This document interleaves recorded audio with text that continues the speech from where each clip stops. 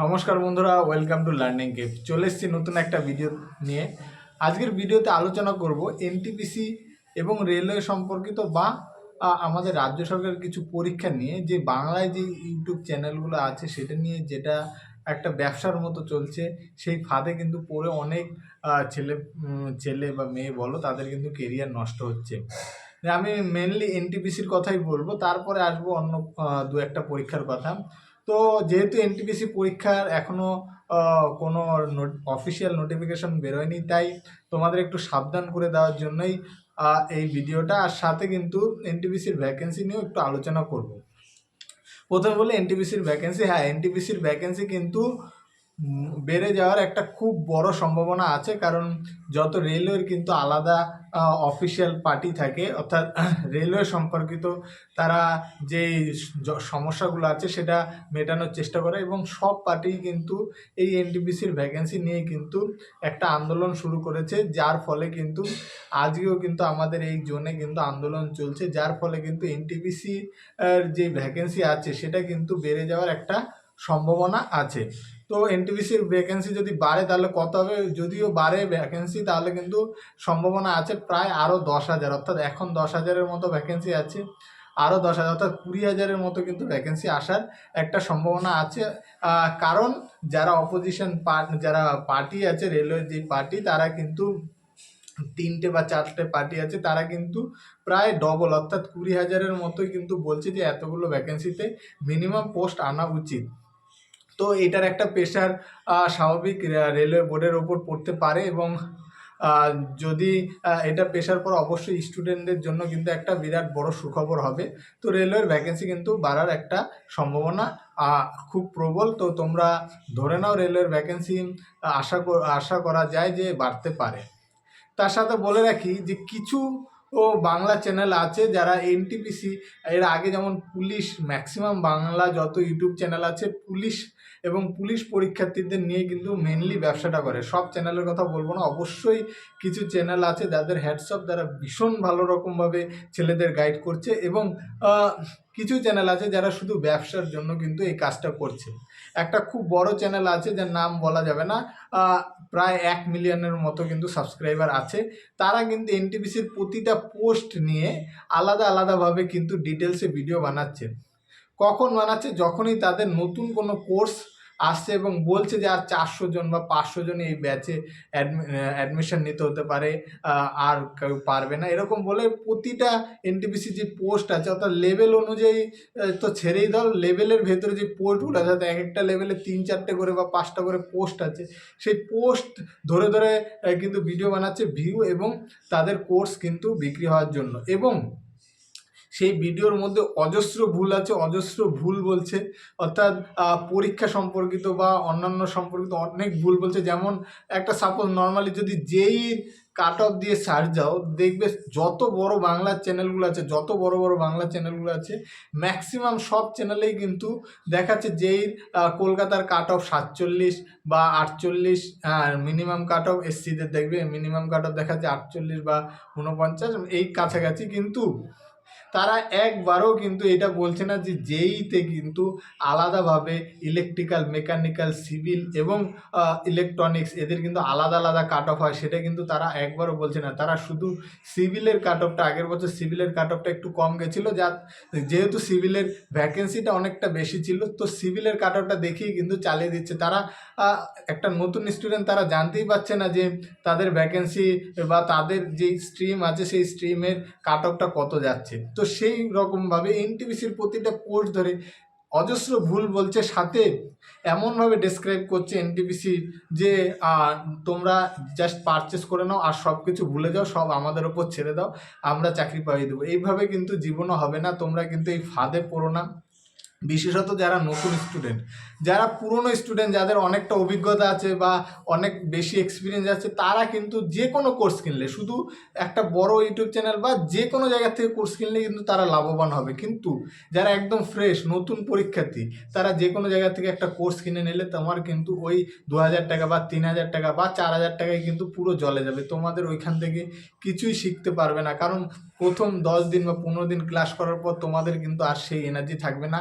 আর এমন কোনো কোর্স নেই ইউটিউবে যেই কোর্স করলেই তুমি চাকরি 100% পেয়ে যাবে, কোনো কোর্স নেই।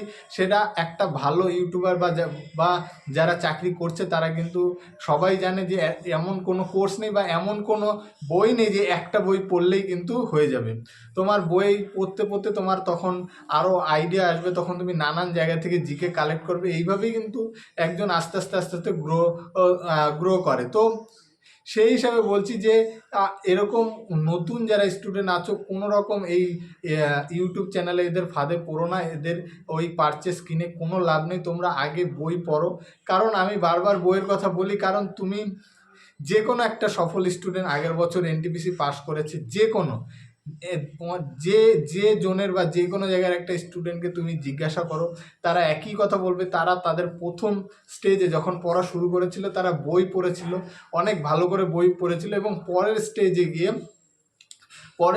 যখন বইটা মোটামুটি ঠিকঠাক পড়া হয়ে গেছিলো, তারপরে গিয়ে কিন্তু তারা আরও একটু ভ্যারাইটিস বই সাথে কিন্তু অনলাইন কোনো মক টেস্ট বা এইসব দিচ্ছিলো বা কোনো অনলাইন কোর্স কিনেছিল। প্রথমেই তারা ডাইরেক্ট কোনো অনলাইন কোর্স কিনে নেয়নি, কারণ এনটিপিসির সিলেবাসটা কিন্তু অনেক বড়, অনেক বৃহৎ একটা সিলেবাস। অনেকেই বলতে পারো যে আমরা রাজ্য সরকারের পিএসসি বা ডাব্লিউবিপি কেপির কিন্তু অনলাইন দেখে অঙ্কটা এবং জিআইটা কিন্তু অনেকটাই হয়ে যায়, এটা মানতেই হবে।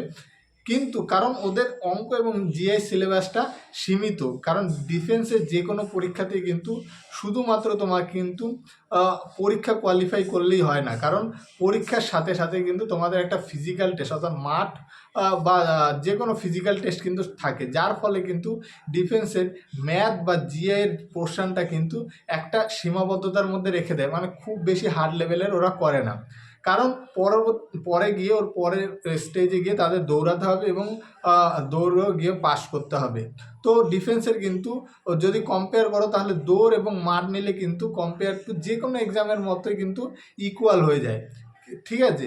কিন্তু এনটিপিসি পরবর্তীকালে কোনো মাঠ বা কিছু নেই, যার ফলে কিন্তু ওই তোমার এক্সাম পেপারের মধ্যে আরেকটু হার্ড জিনিস ওরা কিন্তু অ্যাড করে দেয়, যার ফলে কিন্তু পেতে একটু মানে পেতে নয় সরি, অঙ্কগুলো করতে কিন্তু অনেকটাই তোমাকে কিন্তু ভালো করে ডিপলি শিখতে হবে। তো ডাইরেক্ট তুমি কোনো একটা পারচেস করে নিলে সেটা কিন্তু একদমই ভুল হবে। আবারও বলছি, এর সব একদম এখন পুরোপুরি স্ক্যাম চলছে। যখনই দেখবে নতুন কোনো একটা ব্যাচ লঞ্চ হবে, তখনই ডাইরেক্ট এসে বলবে তোমাকে, একটা পোস্ট নিয়ে ভিডিও বানানো শুরু করে দেবে, এবং 5 মিনিট ভিডিও হলে 2 থেকে 3 মিনিটে কিন্তু ওদের ওই কোর্সের ব্যাপারেই বলবে এইটা কিনে নাও আর সব কিছু ভুলে যাও, আমাদের ওপর ছেড়ে দাও। তাহলে কিন্তু এনটিপিসিতে সিট আছে মাত্র 10,000, কিন্তু ওই কোর্সটা দেখবে কিনে 20,000 বা 30,000। তাহলে কি 30,000 ছেলে চাকরি পাবে? মাত্র 10,000 তো এনটিপিসিতে সিট আছে। তাহলে যদি ওই কোর্সটা মিনিমাম 20 থেকে 30,000 লোক কেনে, 30,000 লোককে কী করে চাকরি দেবে? যেহেতু ভ্যাকেন্সি আছে 10টা, কিন্তু তারা তো বলছে শুধু আমার ওপরে ছেড়ে দাও, তোমাদের চাকরি যাবে। এরকম কিছু নয় ভাই। যেখানেই যাবে, যেখানেই তুমি পড়াশোনা করবে, নিজের পড়াশোনা করতে হবে এবং নিজেরই কিন্তু পড়াশোনা করে চাকরি পেতে হবে। আরেকটা জিনিস, এক্সাম ডেট নিয়ে মেনলি এটা বলছি পিএসসি, ডাব্লিউবি বা কেপি পরীক্ষার্থীদের জন্য। কেপি পরীক্ষার্থীদের একটা মানে কি হচ্ছে, কে আগে এক্সাম ডেট ঘোষণা করবে, সেই ইউটিউব চ্যানেলে কিন্তু এটা নিয়ে প্রতিদিনই ডেলি কিন্তু 50টা বা 60টা করে ভিডিও আসছে। তো এক্সাম ডেট নিয়ে কিন্তু অত ভাবার কিছু নেই। সবাই একটা অ্যাজুম করতে পারো যে নেক্সট 2 থেকে 3 মাস বা ম্যাক্সিমাম হলে 4 থেকে 5 মাসের মধ্যে এক্সাম হবে, সবাই জানো।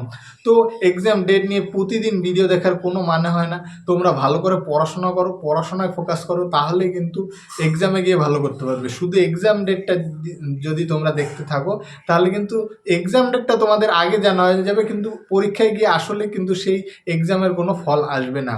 তো আবারও বলছি যে যে কোনো পরীক্ষার্থী যে কোনো গভর্নমেন্ট সার্ভিসে জিজ্ঞাসা করবে যে তাদের প্রথম স্টেজটা কিন্তু বই থেকেই শুরু হয়। মেনলি যেই পরীক্ষাগুলোতে কিন্তু শুধুমাত্র পরীক্ষার উপর বেস করে জব হয়, সেই পরীক্ষাতে কিন্তু একটুখানি মানে কোশ্চেনের লেভেলটা একটুখানি কঠিন হয় কম্পেয়ার টু যে পরীক্ষায় ফিজিক্যাল থাকে, কারণ ফিজিক্যালটা অনেক বেশি কঠিন হয়ে যায় পরীক্ষা দেওয়ার পরে। নর্মাল স্টুডেন্টদের ক্ষেত্রে যারা ভালো নাম্বার তোলে, নর্মালি এটা বলা হয় তাদের কিন্তু ফিজিক্যাল টেস্টিংয়ে অনেক প্রবলেম হয়ে যায়। তো এই জিনিসটা মাথায় রাখতে হবে যে যদি চাকরি পেতে হোক, কোনো কোর্স বা কোনো মাস্টার তোমাকে কিন্তু চাকরি পাওয়াতে পারবে না। তোমার নিজেরই পড়াশোনা করতে হবে এবং এই জিনিসগুলো থেকে দূরে থাকো। যারা নতুন আছো, যারা পুরনো এক্সপিরিয়েন্স আছো, তাদের তো বলার কিছু নেই, তারা জানো কোন কোর্সটা কিনলে তোমার সুবিধা হবে, কোনটা কিনলে সুবিধা হবে না, তাদের বলার কোনো কিছু নেই। যারা নতুন আছো, শুধু শুধু এতগুলো পয়সা খরচা করো না। নিজেরা আগে নিজের বাড়িতে যতগুলো বই আছে মাধ্যমিকের, সেই বইগুলো যদি ভালো করে পড়ো, তোমার ওই কোর্সের চাইতে অনেক বেশি লাভ হবে। তো কোর্স এসবের পেছনে না ছুটে আগে পড়াশোনা ভালো করে করো। আশা করি তোমাদের ওইটাতেই সফলতা আসবে।